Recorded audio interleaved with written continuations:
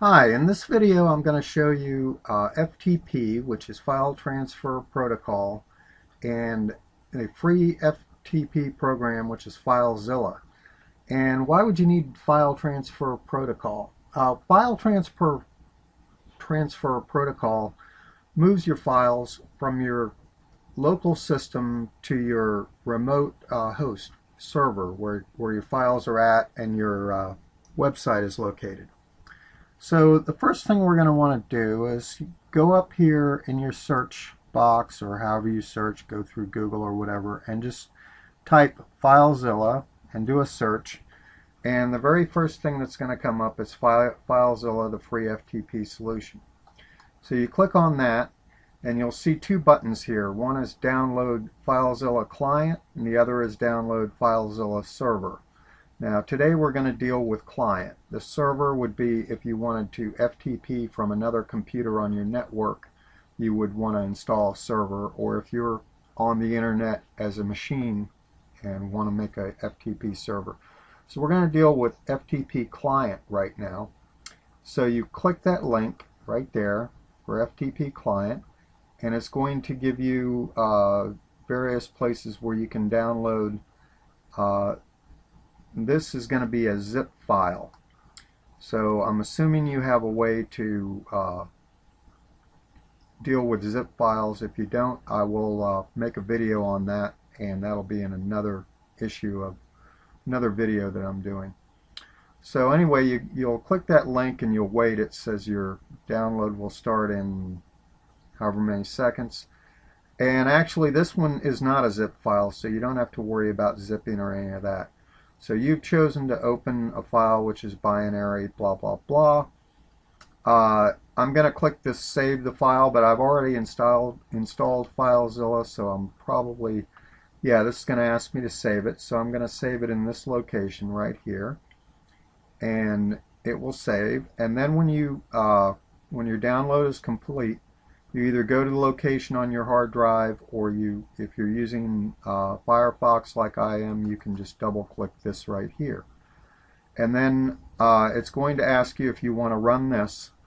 And I'm not going to, because I already have it installed and I have saved passwords and servers in there. So if you run this, it'll then give you a dialog that FileZilla wants to change your system. You will allow that.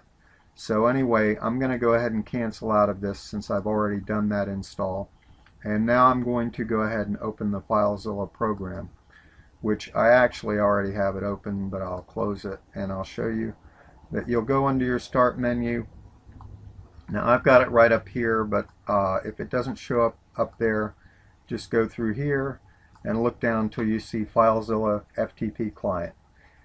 Double click that, or well, single click it, and then it'll say FileZilla and it'll say uninstall. Click on FileZilla and that'll open a window that looks just like this. Now the next thing you want to do is you want to get the credentials from your server machine. Let's say you're on GoDaddy, or you're on HostGator, or one of the big servers, or even one of the small servers. It really doesn't matter.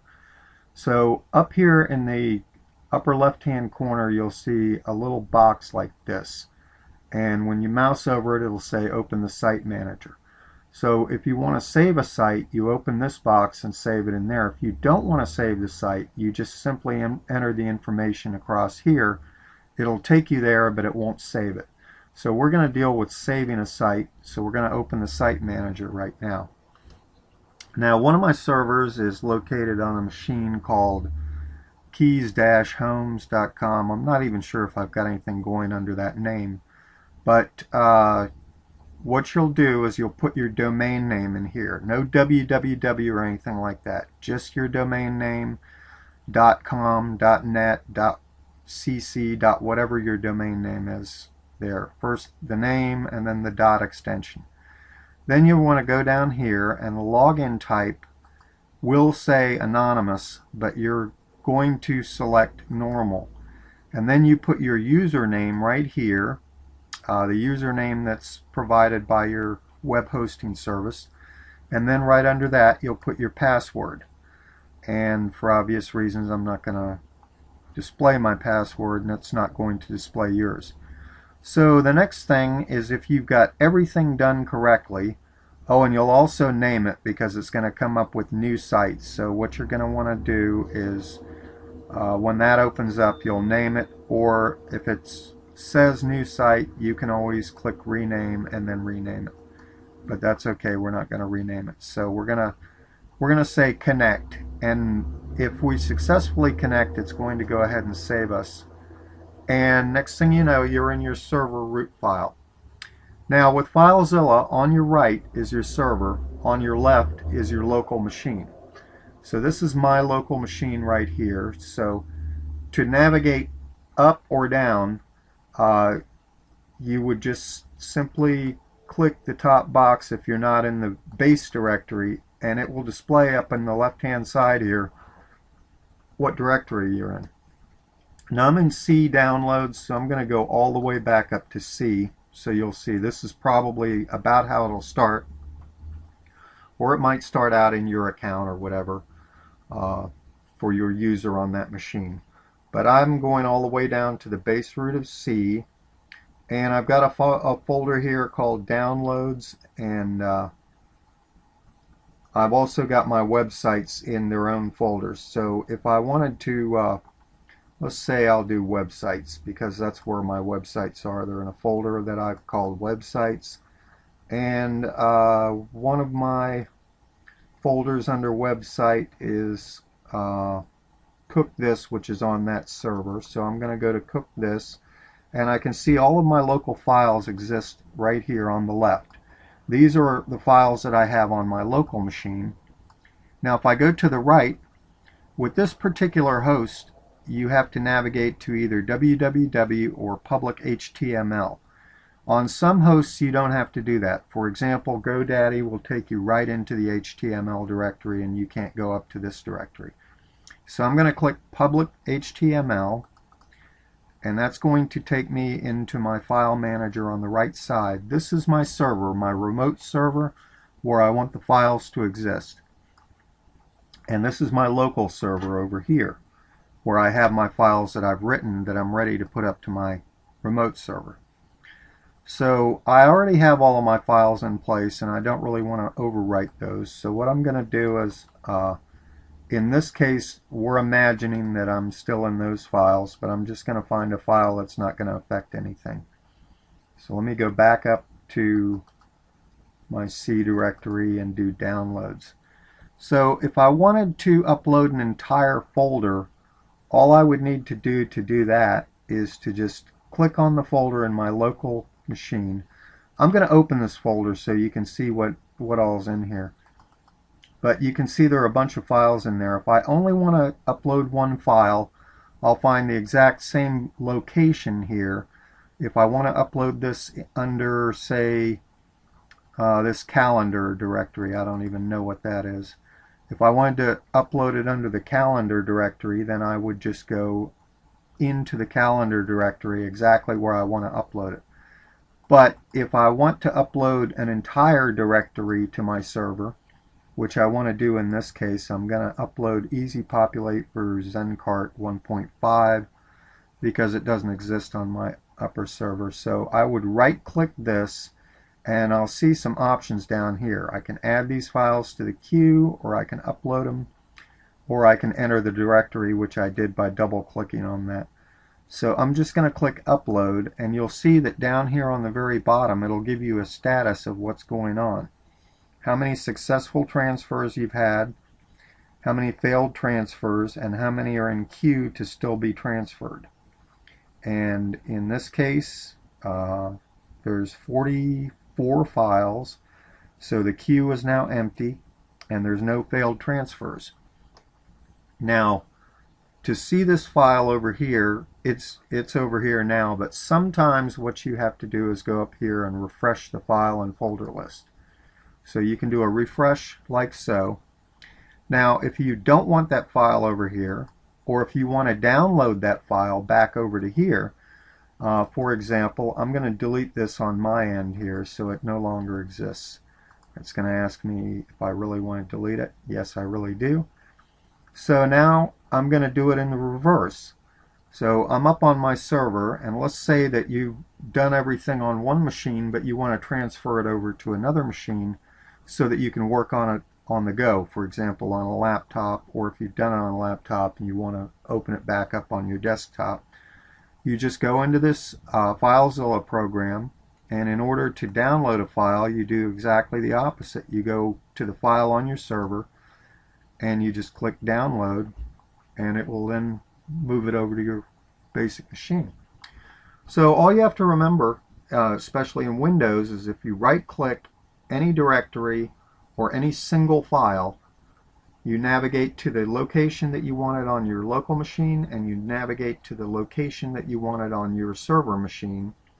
And then all you have to do is right-click the file and or the folder, and then either upload in that case, and if I right-click over here, it'll say download. And this will give you a direction. There will be a directional arrow, and remote. It'll tell you the remote file and where you're at on the local file. I hope that has helped you, and FTP is not that difficult to figure out. It's pretty easy.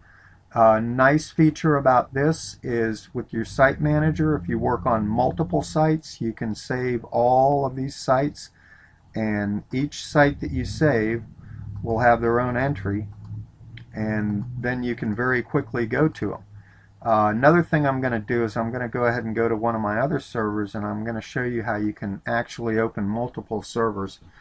Now it's going to give you, do you want to abort this previous connection and connect again, or do you want to establish a connection in a new tab?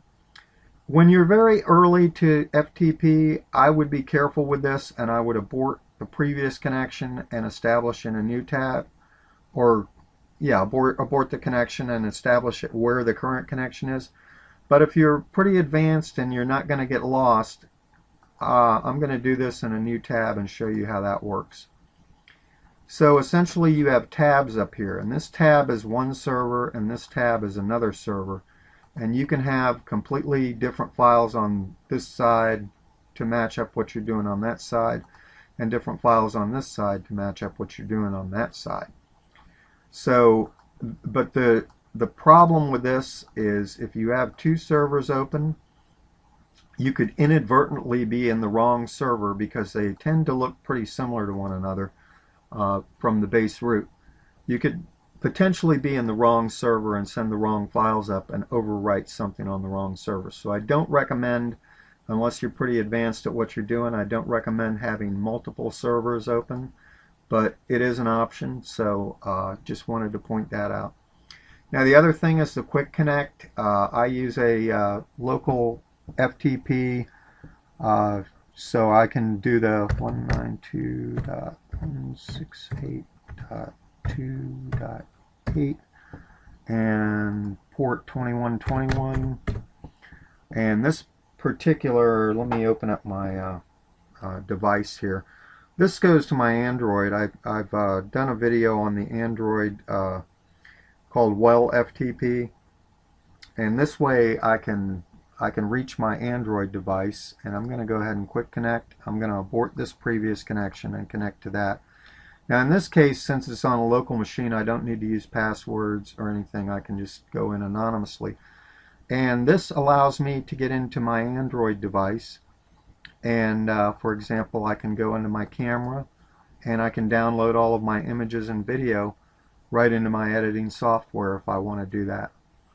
So I hope this has been helpful. If it has, please give me a thumbs up, rate, subscribe, and if you need any additional help with FTP, please leave your comments in the section down below, and I will look at that. And if it's something I can fix up, look in the description for links to other FTP related items, and also I will do a link on my favorite unzipping program. So if you need a zip program, look down there for that. Once again, thank you, rate, subscribe, thumbs up are always great, and have a good day.